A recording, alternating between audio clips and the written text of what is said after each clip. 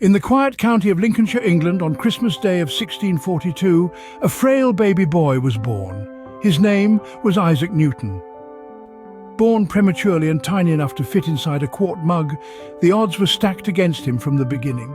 Tragically, his father had passed away 3 months before his birth, leaving him fatherless. When he was just 3 years old, his mother remarried and moved away, leaving young Isaac to be raised by his grandmother. Newton's early years were filled with solitude, but this solitude fueled his curiosity. He attended King's School in Grantham, where he demonstrated an unusual interest in creating mechanical devices, a hint of the ingenuity that was to come.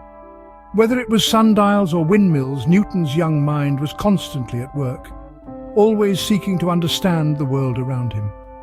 His early life was far from easy, but these challenges shaped the young Newton and prepared him for the great discoveries he was to make.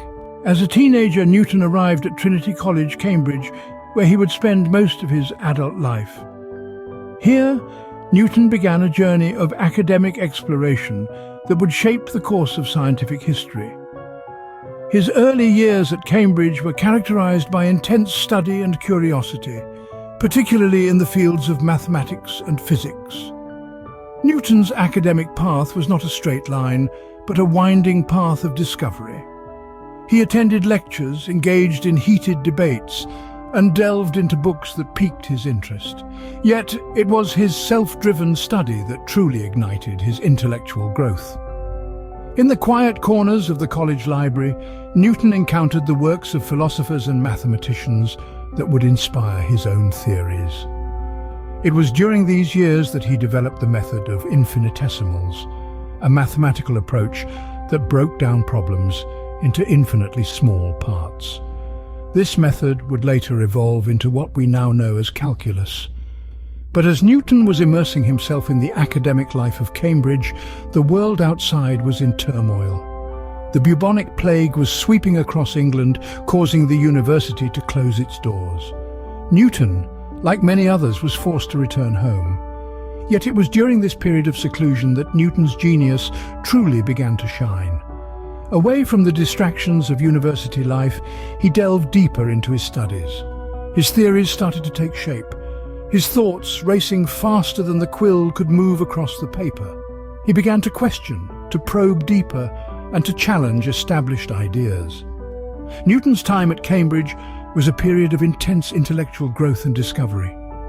His ideas, initially scribbled in the margins of his notebooks, would lay the foundations for his groundbreaking theories in mathematics and physics.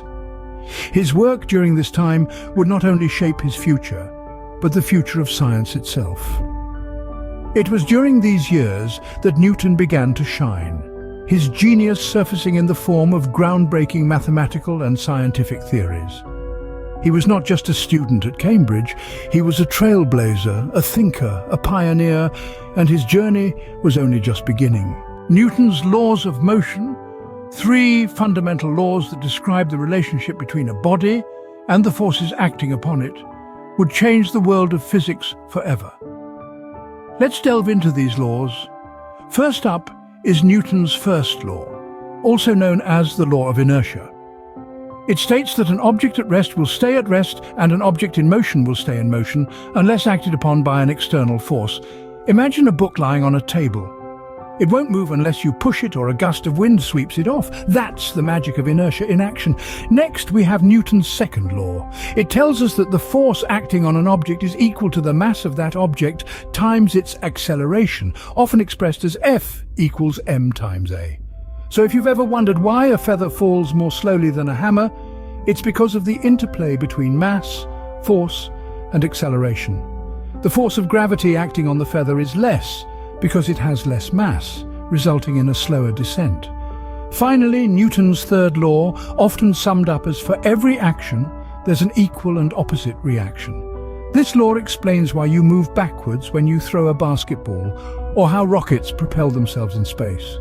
When you throw a ball, you're exerting a force on it. According to the third law, the ball exerts an equal force back on you, but in the opposite direction. These laws became the foundation of classical mechanics, a branch of physics that deals with the motion of bodies under the influence of forces. They govern everything from the flight of an airplane to the swing of a pendulum, to the motions of the planets in our solar system. Even today, these laws continue to guide scientists and engineers.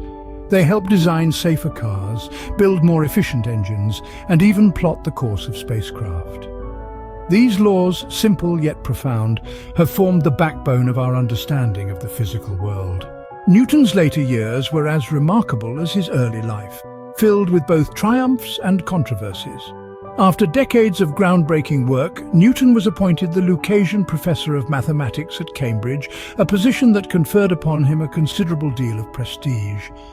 His academic prowess shone bright in this role, culminating in the publication of his magnum opus, Philosophiae Naturalis Principia Mathematica. This seminal work, often simply referred to as Principia, is considered one of the most important books in the history of science. It laid the groundwork for the laws of motion and universal gravitation, forever changing our understanding of the physical universe. However, Newton's intellect was not confined within the walls of academia. His expertise was sought after in several fields, leading to his appointment as the Warden and then Master of the Royal Mint. Here he applied his analytical skills to reform the British currency, combating counterfeiting and standardizing the gold coinage, an effort that stabilized the economy and boosted public confidence. In recognition of his services to the nation, Newton was knighted by Queen Anne in 1703, an honor that further solidified his status as one of England's most eminent scholars. Yet, Newton's life was not without conflict. He was often embroiled in disputes with fellow scientists, notably with Gottfried Leibniz over the invention of calculus. His reclusive nature and an obsession with alchemy and biblical chronology in his later years added more layers to his complex personality. Despite these controversies, Newton's influence was and remains undeniable. His laws of motion and universal gravitation became the bedrock of physics, paving the way for future scientific breakthroughs. His work at the Royal Mint helped shape modern economics, while his methodical approach to problem-solving continues to inspire countless researchers and innovators. Isaac Newton, a man of many talents and complexities, left an indelible mark on the world, his contributions shaping the way we understand the universe. Today we've journeyed through the life and times of one of history's greatest minds, Sir Isaac Newton. From his humble beginnings, to his transformative years at Cambridge, to his monumental laws of motion, and finally to his lasting legacy, we've explored the life of a man who single-handedly changed our understanding of the universe. Isaac Newton, a beacon of human intellect and curiosity, continues to inspire us, his spirit alive in every question we ask, every discovery we make, and every law we unravel.